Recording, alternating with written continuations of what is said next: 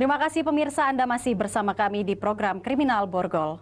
Pemirsa, 2 unit rumah semi permanen di Jalan Ratna, Kelurahan 29 Ilir, Palembang ludes terbakar. Seorang pria berusia 68 tahun tewas akibat kebakaran tersebut.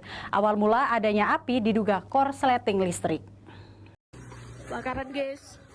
Video amatir warga ini memperlihatkan saat terjadi kebakaran 2 rumah di Jalan Ratna, Kelurahan 29 Ilir, Kecamatan Ilir Barat 2, Palembang Minggu pagi.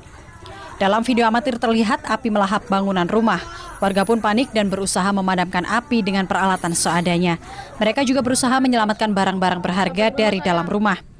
Selain menghanguskan 2 rumah, amukan si jago merah juga menelan korban 1 jiwa, seorang kakek berusia 68 tahun bernama Sukardi. Seorang warga yang rumahnya nyaris ikut terbakar, Hendra, menyatakan korban tewas saat tertidur di kamar atas rumahnya. Jadi nenek almarhum tuh di kamar pucuk? Iya, pucuk.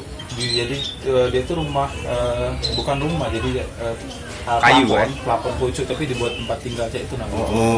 Jadi pendek kan, tapi di sini ada pintu, sebenarnya dia tuh bisa ke sini. Sementara itu, Lilis, tetangga korban yang rumahnya juga nyaris terbakar, menyatakan api terlihat pertama kali di rumah korban. Posisi lagi nyuci piring ini adek, lihat ada api langsung teriak-teriak.